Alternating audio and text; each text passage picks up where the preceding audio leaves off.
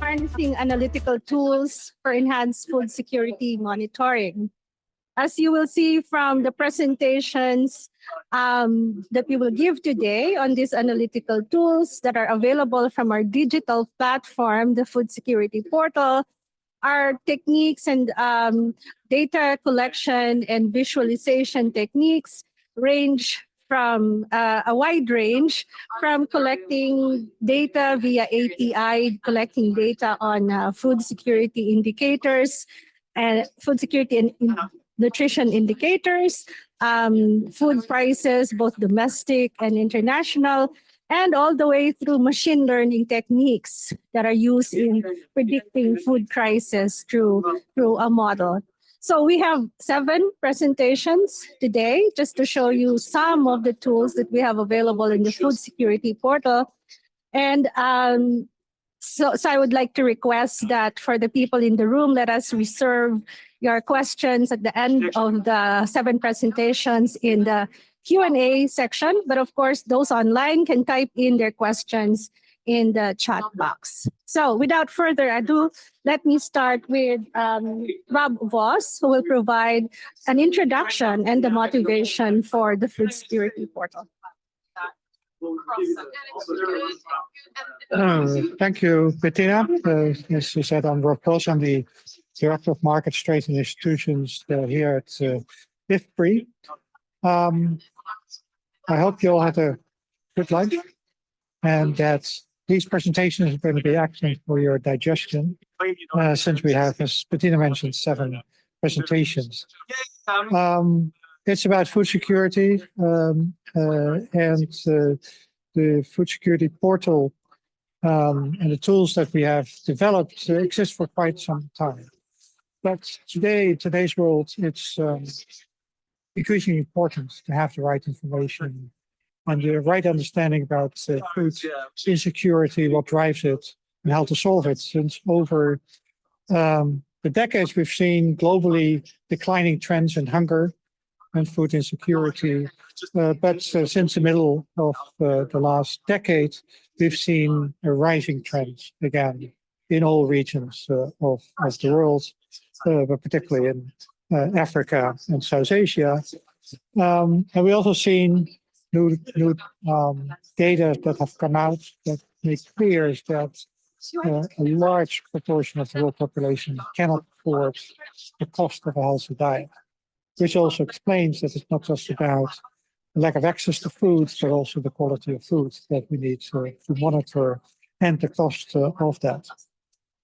We've also seen the numbers of people facing crisis level food insecurity, acute food insecurity. It's conditions where food insecurity and access to food availability suddenly decreases and causing people to go towards the brink of starvation.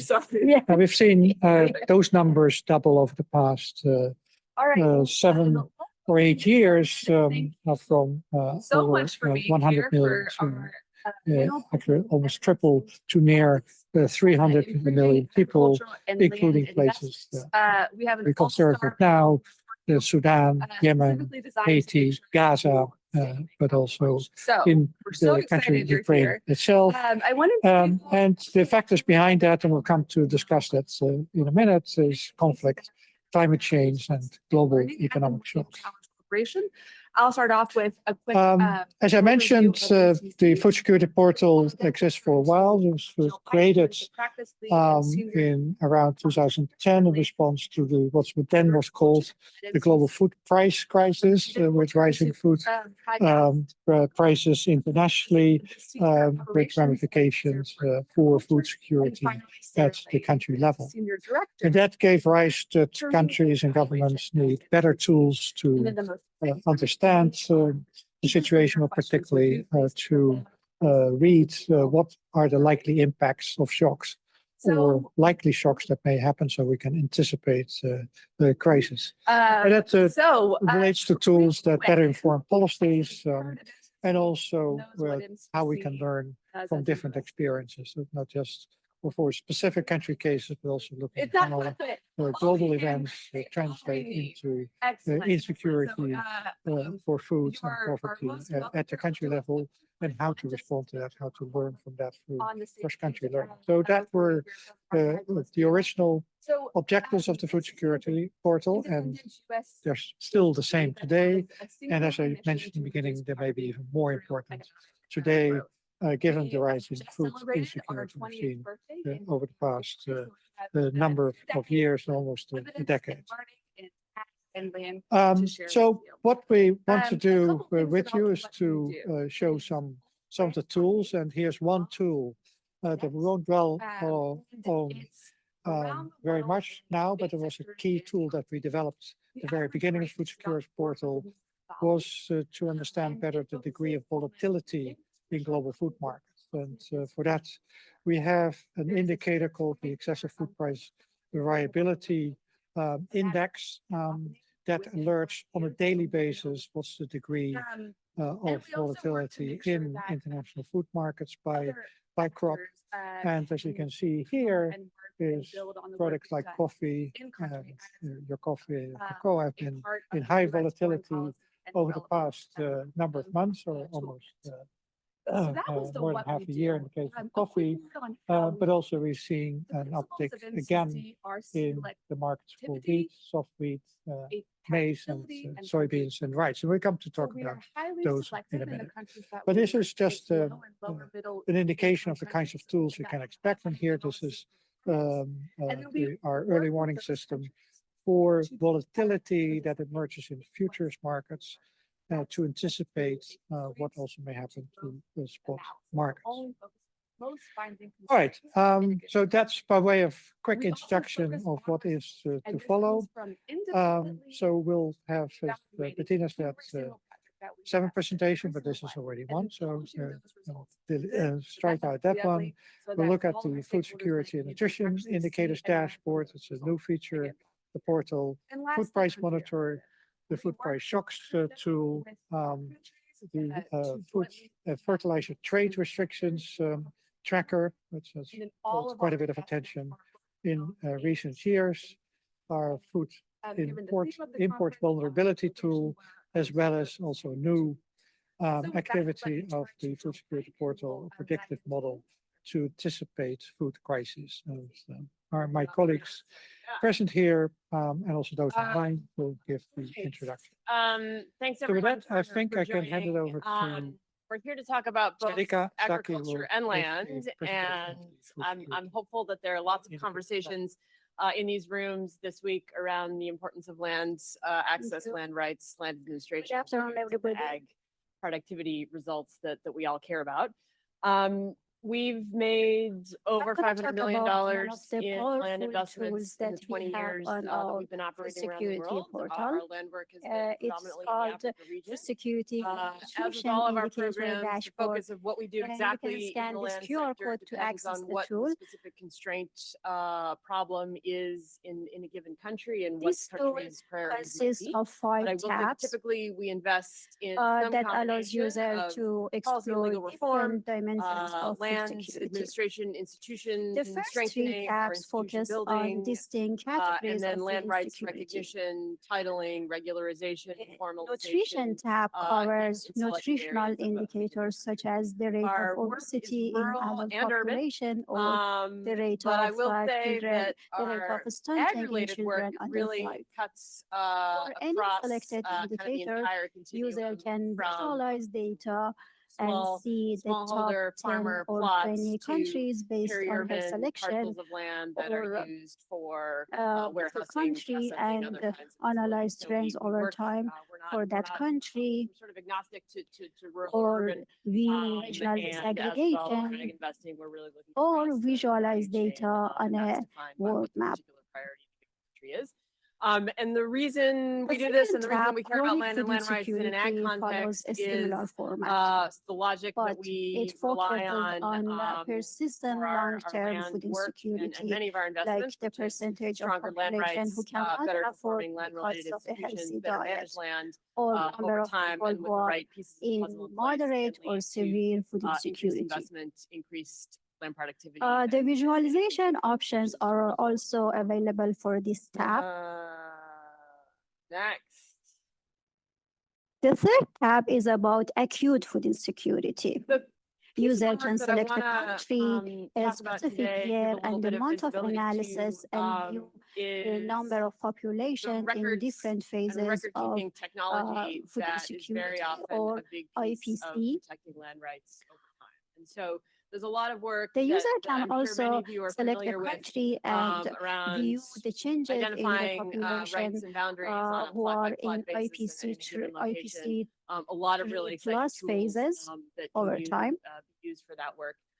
But the long-term protection of real those rights power also of- depends on what are the rights. Sorry, the real power of registry this rights dashboard reporting comes system. from the fourth Those are tab, sort of that information is management, compare filing indicators. systems. What are The the user what can are select the records any organizations? twin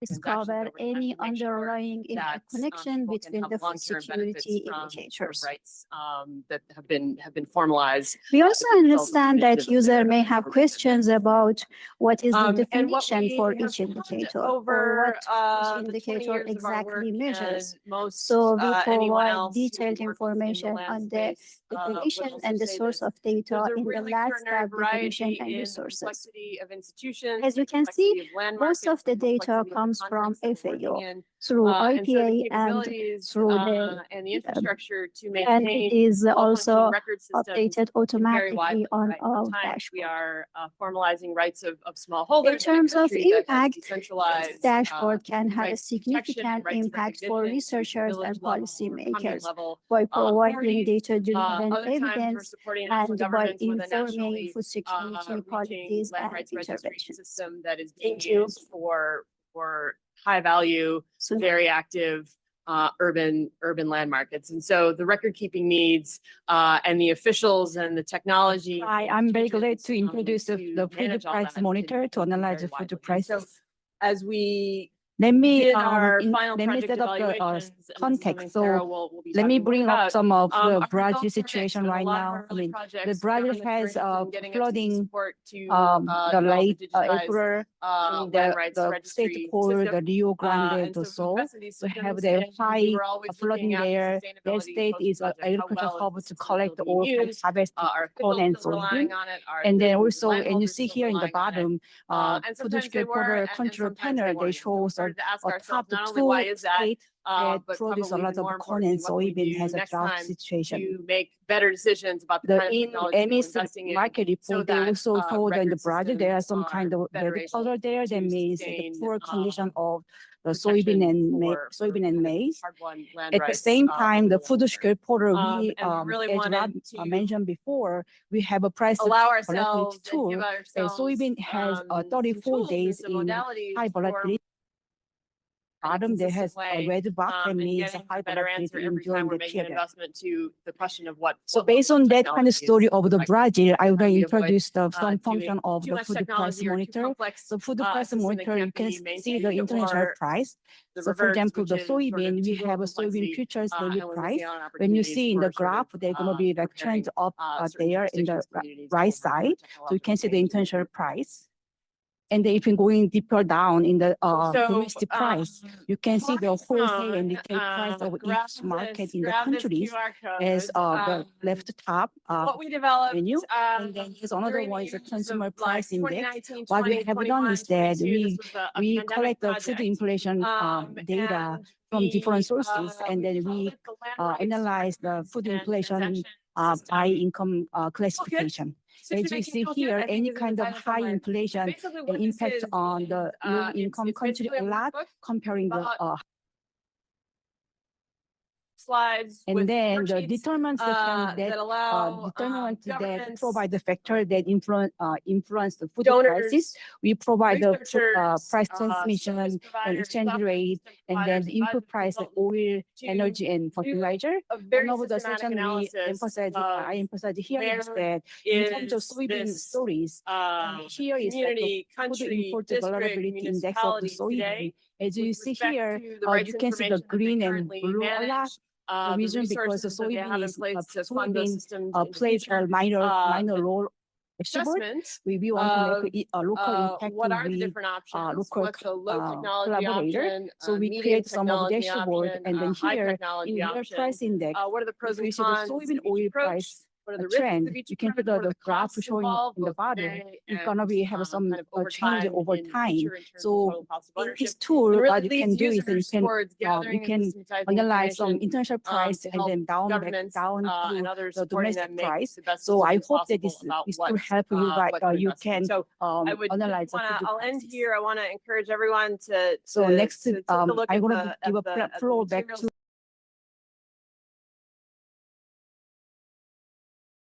This tool allows you Everyone to set About the QR code, come on in. using these Just for the best part. Just kidding. in Um, various So, Jill kind of made the link already between land and agriculture, so I don't think it's gonna be too abrupt of a shift. But again, we want to kind of link the two, talking about how we evaluate these types of investments. But I think before we start talking about the impact of our investments, I'll just take a quick chance to briefly talk about what those investments look like and what. So if you all remember the number that Casey mentioned in terms of what our compact, our investment size looks like, she said 400 million is the average. That's a lot of resources. So it shouldn't be too big of a surprise that our partner governments really want to focus on infrastructure. I can call it low tech for the purpose of today. So that's road infrastructure, electrification, things that connect farmers to markets and help the country build its processing sector. I'll use our most recent example in Niger. Their compact was $442 million, so just a little bit above the average. Of course, the big concrete investments behind that were roads and irrigation infrastructure. Also other rural infrastructure like livestock markets, and also low tech, but really important, financing the national livestock vaccination for the whole national herd. These are hugely important low tech investments. But one of the winning combos that we found working with our partner countries is to couple policy and institutional reform that goes along with those investments. So in some cases, infrastructure, it's logical that you'd want road maintenance to accompany the actual rural roads that we're financing to make sure they are maintained, so the farmers can use them well into the future. But sometimes it's things that are a little bit more complicated, and a partner like MCC can really fill in the gap of being the one that's pushing. These are still, Casey made the point of country ownership. That is a leading feature. Tackling difficult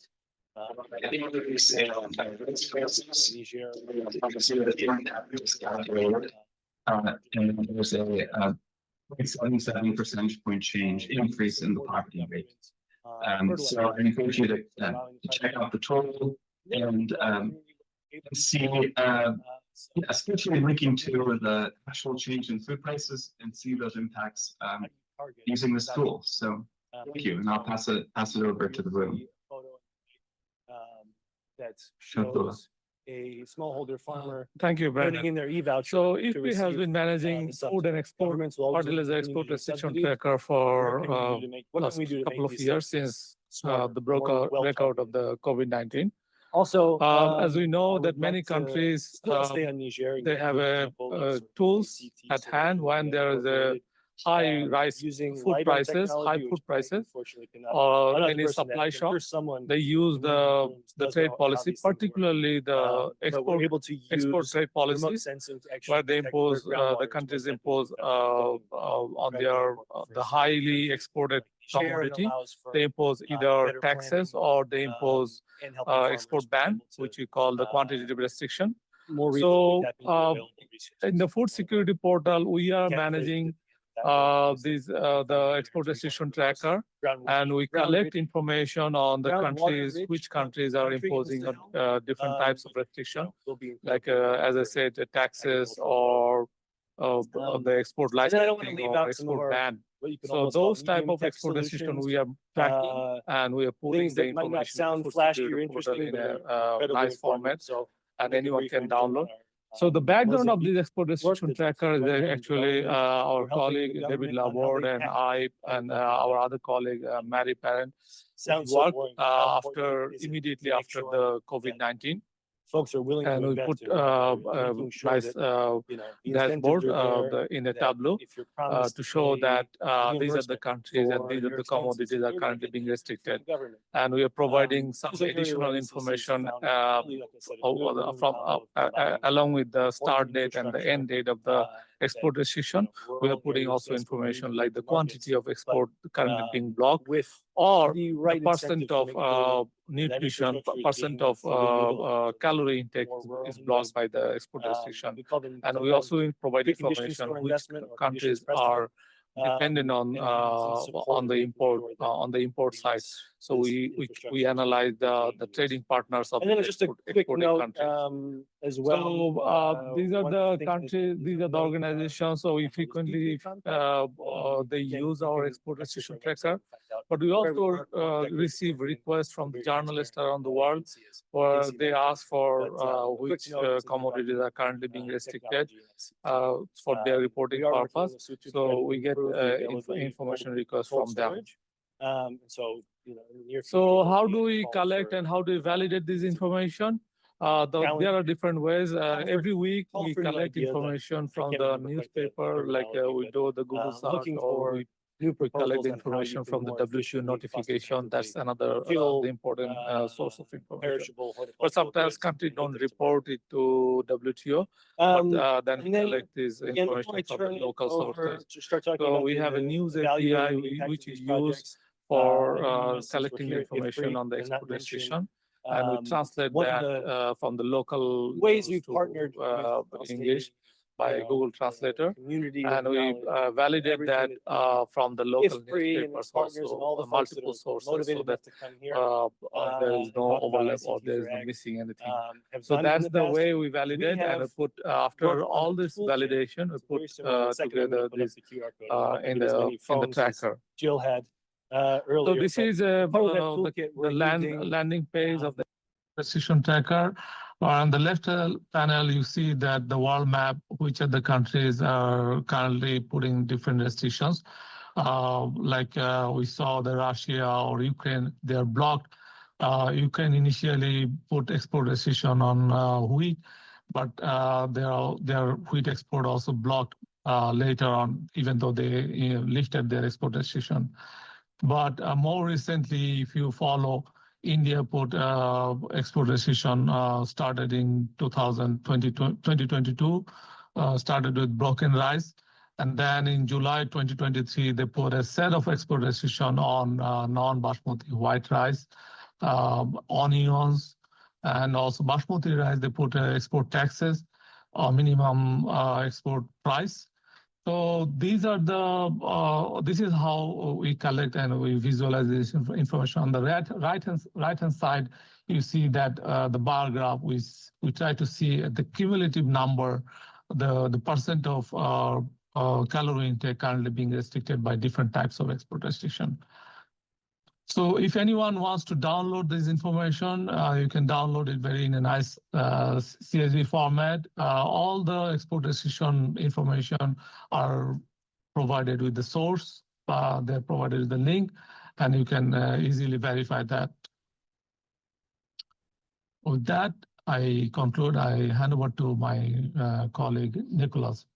Nick, thank you. Great, thank you. All right, so what I'm going to talk about is a different tool that we have on the food security portal. And this is an index of vulnerability to food import price shocks and price increases in particular. We know that there's a lot of variability in world prices. The spikes in food prices tend to be sharper and larger than the drops, and so they tend to cause more harm, more damage. So we are focusing on spikes, on increases in food prices.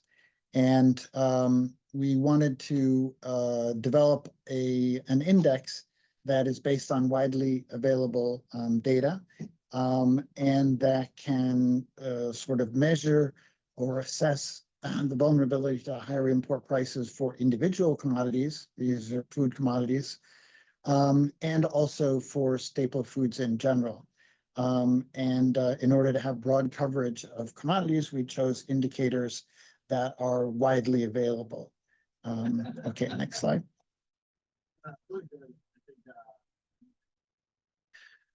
Okay, can't do a presentation without a little bit of math. This is just to explain the calculation of the index, and it's basically composed of three parts, three components. One is how important is the commodity in the diet of the country. So obviously, rice in Bangladesh, people are much more vulnerable to a higher price of rice than they would be price of apple, say. So that's an important component of the vulnerability index. The next one is net imports as a share of domestic consumption. The idea being that countries that import a large share of what they consume are more vulnerable to increases in world prices of those commodities. And then the third component is the share of the population experiencing moderate or severe food insecurity, with the idea that a wealthy country or even a middle-income country is better able to sort of cope with higher international food prices than a poor country, either because individual households can handle it better, but also because the importance of food in the budget is much smaller for high-income countries than it is for low-income countries. So the equations are down below. I won't explain those, but they're available if anyone is interested. Next slide. Okay, so let's take an example. The vulnerability index portion of the food security portal has some 50 plus maps, but I'm just going to focus on one commodity, rice. And the reason I want to focus on rice is that although food prices in general have declined almost to the level of before the Ukraine invasion, as you can see from the graph on the left, rice prices remain high and are roughly twice as high as they were in January 2022.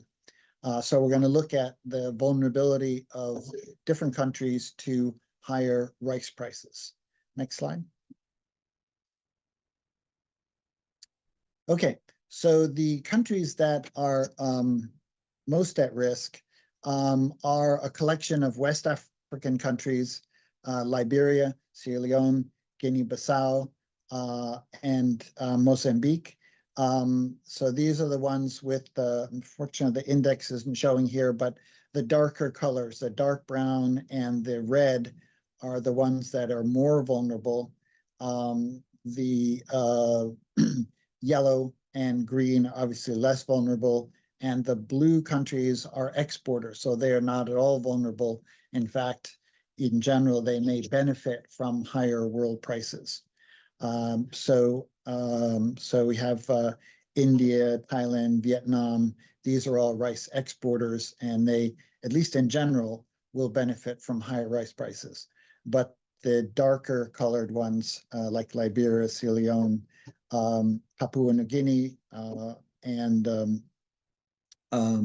Bhutan are vulnerable in the sense that rice is a pretty important part of their diet. They import a significant share of their imports, and or they tend to be low-income countries.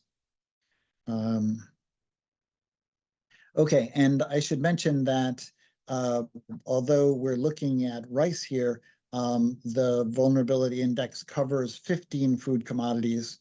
So you can do a similar assessment for rice, for wheat, maize, cassava, sweet potatoes, and so on. I should also mention that the vulnerability webpage covers not just the vulnerability, but also has maps showing the importance of each commodity in the diet, the level of import dependence, and the level of food insecurity shown by country. And I think that's the last slide. Okay, thank you very much. I'll pass it on to Yan Yan.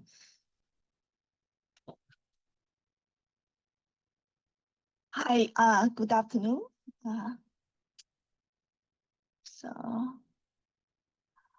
Here I'm going to present an ongoing work that it's kind of case study, uses the data, some of the data collected by Food Security Portal. It's a joint work with my colleague Wei Lun, Rob, Miguel, and Suhong. In this paper, we aim to forecast the IPC measures using passively collected big data. As we know, FAO's IPC is considered as the gold standard for food insecurity. However, development of IPC is expensive.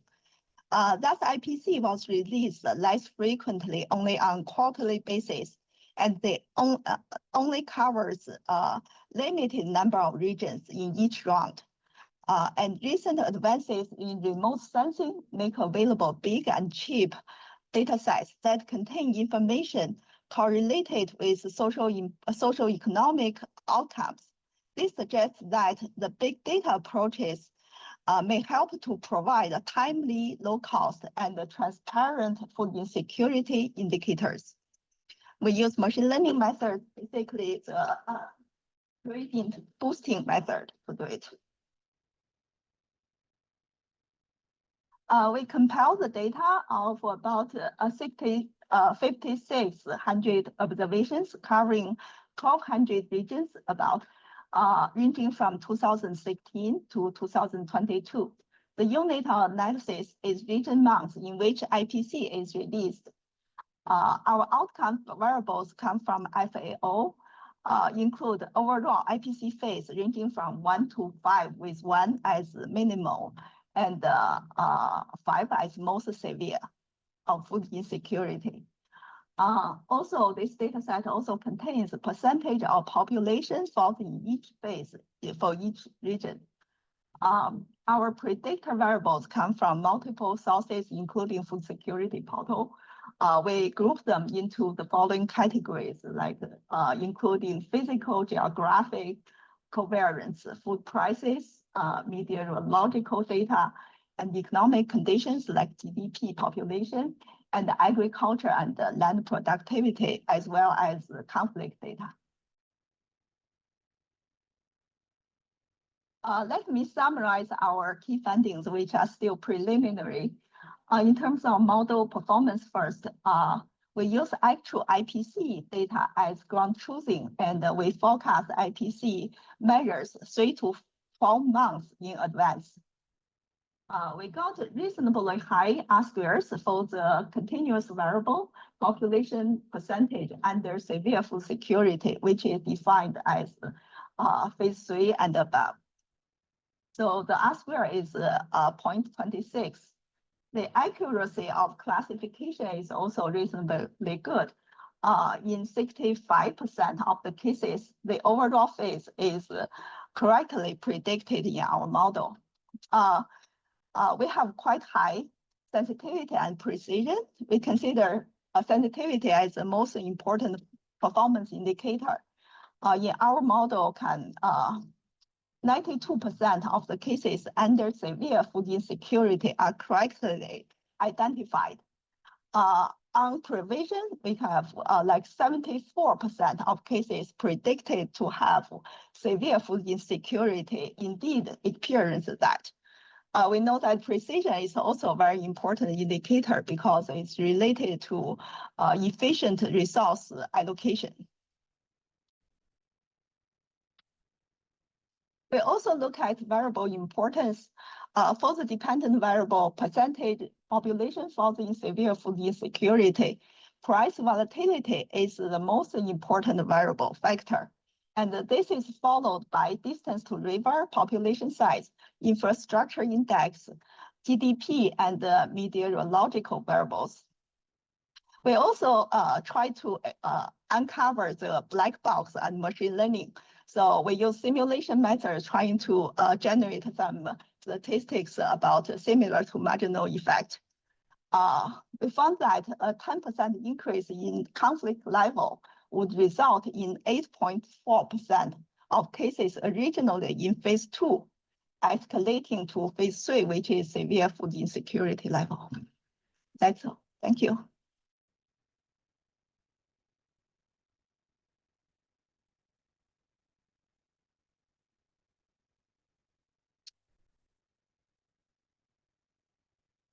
Thank you very much to our 7 presenters. Now we open the floor for Q&A. We'll start with questions from the room. I think we have maybe 10 minutes or a little bit more for questions. Yes, sir. Would you mind standing up and introducing yourself?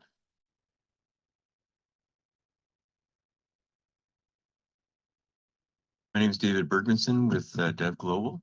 And my question to the presenters, which were excellent presentations, is how are these different tools integrated? I can see a lot of opportunity for synergies across them. Are they integrated in some way? Anyone who wants to answer that question? Rob, you want to shot at that, answering that? Well, thanks for that question. The answer is yes and no. So there's several tools that are clearly integrated or linked to each other. So for instance, the food price monitor, we used to have sort of separate monitors, one for international prices, for futures prices in international markets, and then also some domestic prices. So we've been completing that to have a more complete set so that in one tool you can see all the prices that we can systematically track the data for there. And so we're trying now to further integrate that. That's not fully completed. Other tools like what's the degree of transmission, for which we've done some related analysis of international prices on the domestic prices, and what are the determinants between them, so that the user can single out okay, what seem to be the major factors that keep say domestic price inflation up, and what does international food price inflation have to do with it? Right? So, principally, what we've seen over the past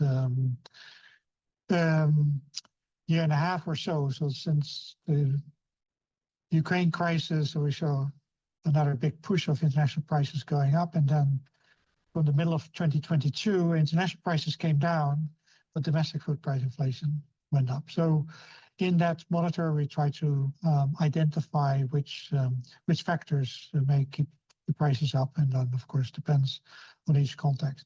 So that's one example. The other example that we have bring things together is in our hub for early warning systems, where we bring different pieces of information together. And one thing is a tool called the food crisis risk monitor, where we try to have sort of overlapping maps where you can see what's the degree of conflict in one context, how does it relate to or link to weather shocks and other key variables, and then subsequently to see whether that correlates with high levels of food insecurity. So there's quite a bit of integration, but not at all, because of course users have different ways of looking at the data. So it's in first instance a tool, the first where it gets hopefully the right kind of information and a number of tools how to analyze with those data impacts on food security and so on. Hope that answers in part your question. Any other questions? Thank you, Rob. Yes, please. I'm Rebecca Adler-Mazzarandino. I work for Lewis Burke Associates, which is a government relations firm that works with various research universities and other technical organizations.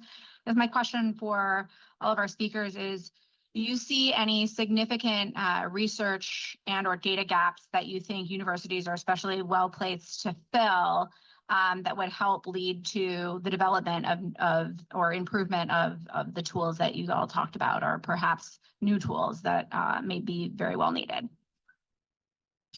Very good question. Rob, you want to?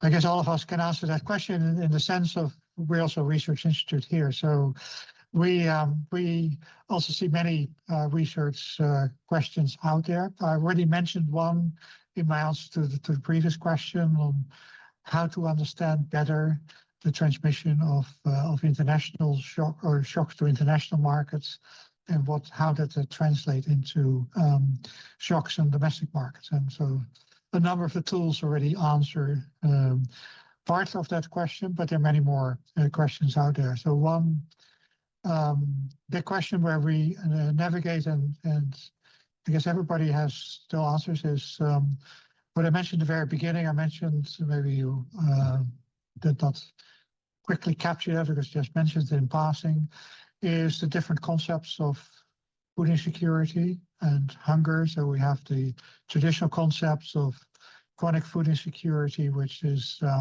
typically lack of access to calorie intake, and particularly it's measured by the key measure is the food availability and simple indicator for food access, which is a very different concept from acute food insecurity, but particularly also how that's measured. And the research questions we have there ourselves is how can we better understand the linkages between acute and chronic?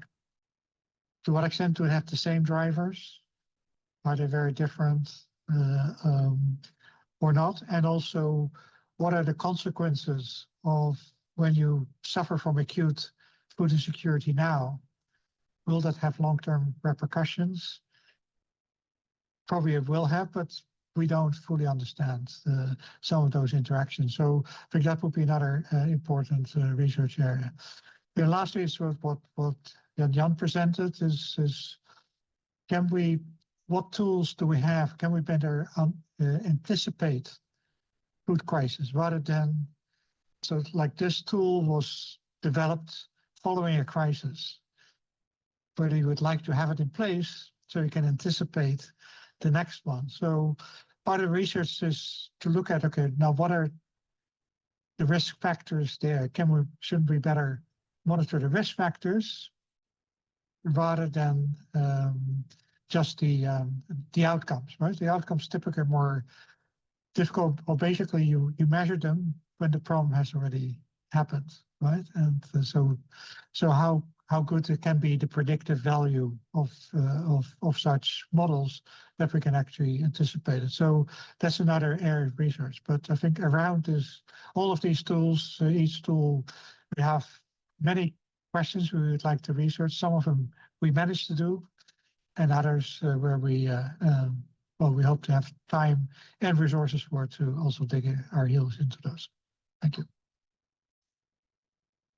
Yes, indeed, our work depends not only on the people you see here presenting, but on a number of collaborators from all over the world. One example, well, two examples of our collaboration with universities, centers within universities, and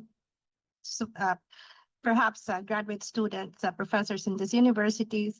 One is our collaboration with the University of Maryland, where there's the Harvest Plus, and we collaborate with them on a tool that we didn't directly present here, but was included in Sunho's presentation, a control panel that puts together all the different factors in graphs that might influence food security in the world. And so it's a map of temperature, vegetation, and all that. More recently, more interesting is now Sunho has a version that has crop diseases.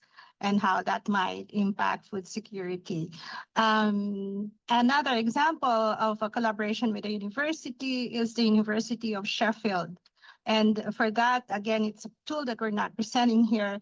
It's a media analysis of media, price up and down, and how at the time of COVID, how it relates to prices up and down signaling,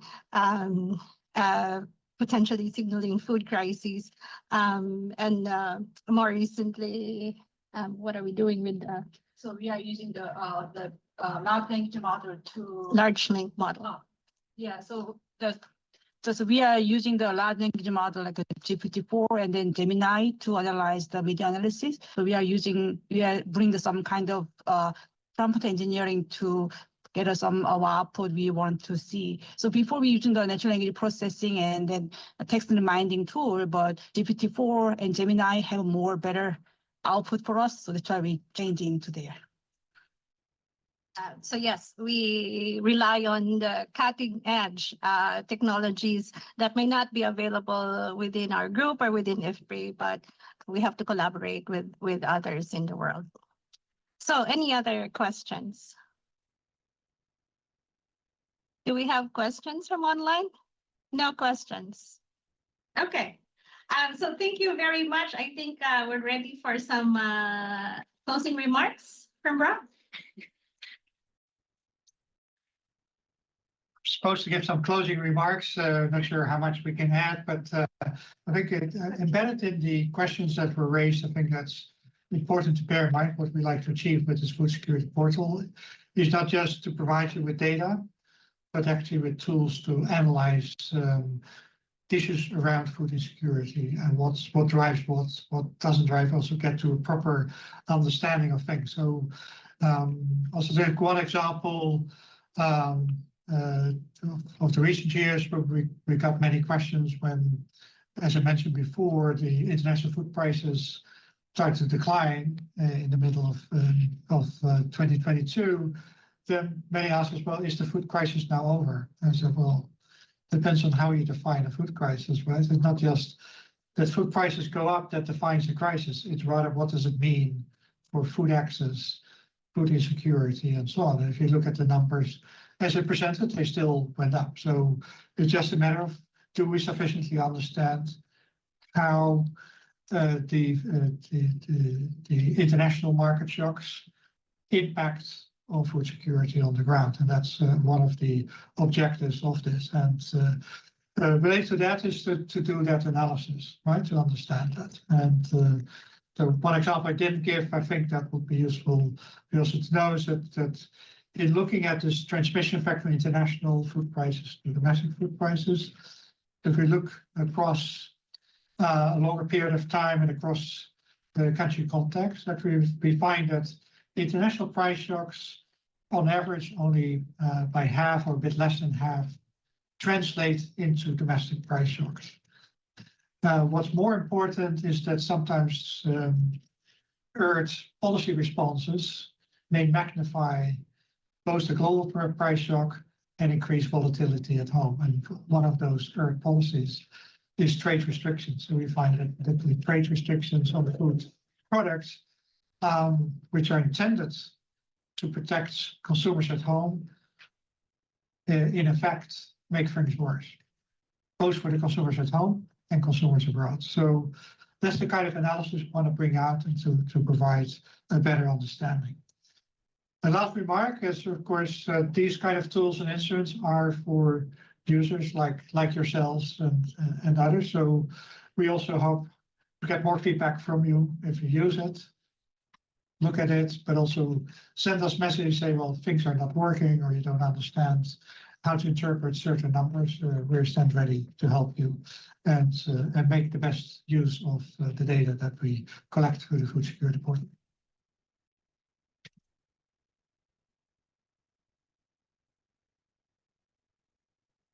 Thank you, Rob. And so just for you to visit or reach us through our digital portal, It's foodsecurityportal.org. We also have a newsletter, and